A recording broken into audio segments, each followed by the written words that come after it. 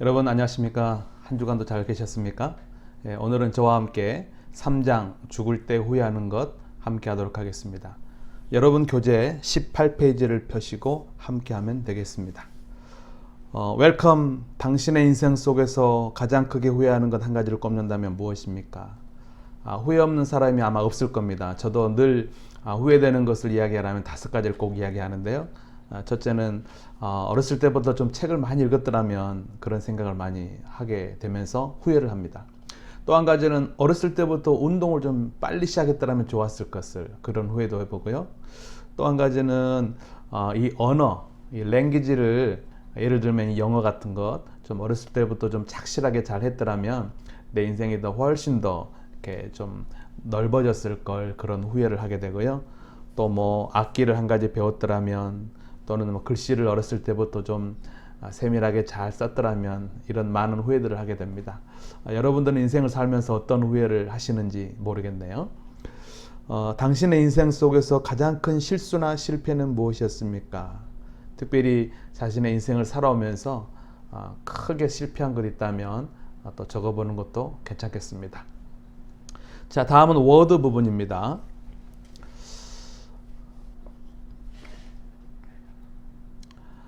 누가복음 16장에 보면 부자와 나사로 이야기가 나오지요. 우리가 너무나 잘 알고 있는 내용인데요. 부자는 부자였지만 하나님을 알지 못했기 때문에 죽어서 지옥을 갑니다. 그리고 나사로는 비록 살아서는 가난하고 병들었지만 하나님을 알았기에 이제 천국에 가게 되는 것이죠. 그런데 이제 부자가 지옥에 가서 보니까 너무나 괴롭고 너무나 힘든 거예요. 그리고 자기 형제들은 아직까지 세상에서 살고 있는데, 자기 형제들도 하나님을 알지 못하기 때문에 자기처럼 이곳에 오면 어떻게 할까, 그런 생각을 하면서 이제 나사로를 보내서 지옥과 천국이 진짜 있다라는 것을 가르쳐 주면 좋겠다, 이렇게 아브라함에게 부탁을 하죠.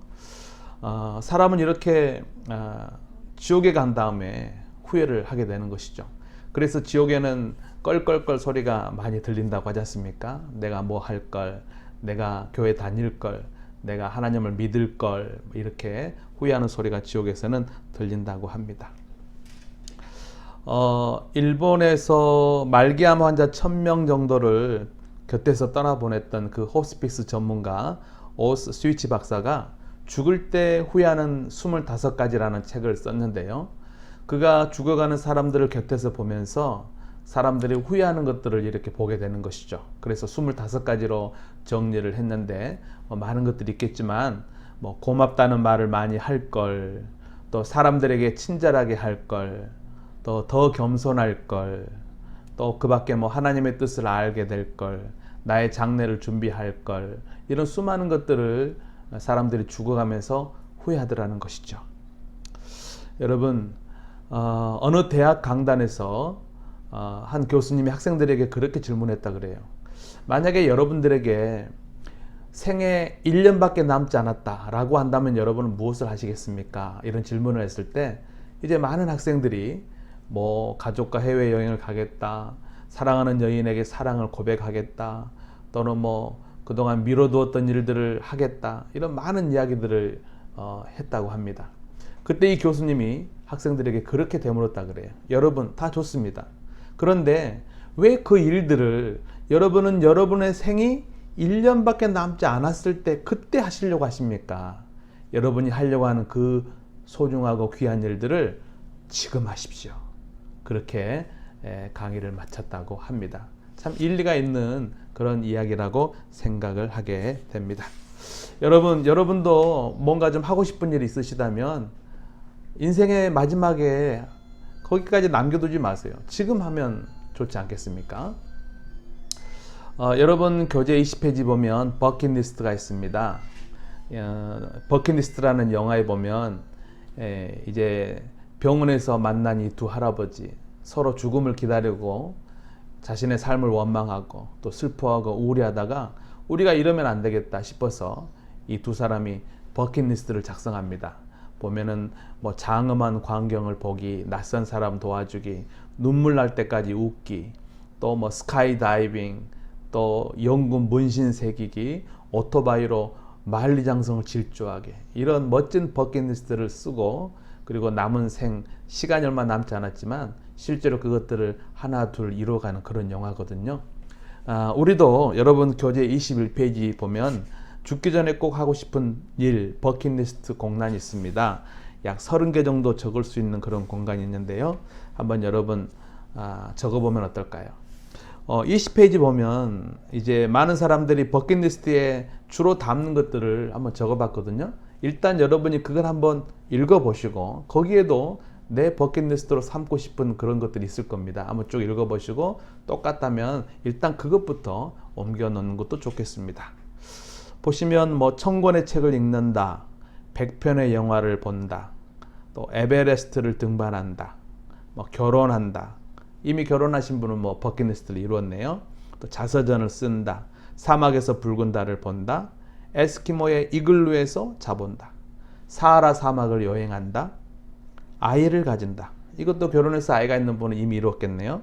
번지 점프를 해본다, 또 말을 키워본다, 시베리아 횡단 열차를 탄다, 마라톤을 완주한다, 퀴즈 프로그램에서 우승한다, 특허를 딴다, 국어사전을 정독한다, 요리 자격증을 딴다, 성경을 열독한다, 백두대간을 종단한다, 악기 한 가지를 배운다, 무인도에서 하루 살아본다, 장기를 기증한다, 제주도 올레길을 완주한다, 헬스로 복권을 만든다, 나만의 엔딩 노트를 써둔다.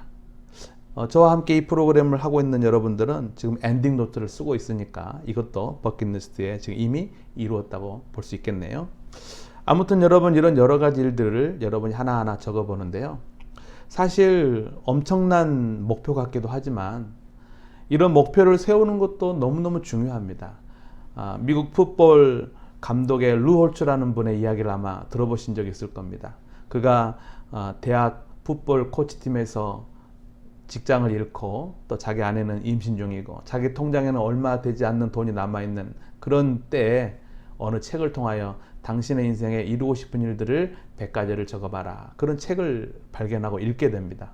그리고 실제로 그가 그의 인생의 목표들을 적는데 놀라운 것은 수십 년 뒤에 그 모든 목표가 다 이루어졌다는 것이죠. 그래서 여러분 버킷리스트를 이렇게 실제로 적어본다는 건 너무 중요합니다. 그리고 적고 나서 또 한 가지가 있어요. 적는다고 이루어지는 건 아니고 적고 난 다음에 실천에 옮기는 힘, 그 실행력이 이 버킷리스트를 여러분의 삶 속에서 꼭 이루어지는 그런 실제적인 일이 되게 만드는 힘이 바로 그 실천력, 실행력이라고 봅니다. 여러분의 멋진 버킷리스트를 적어보시고 실천에 옮겼으면 좋겠습니다. 이상 3장을 마치겠습니다.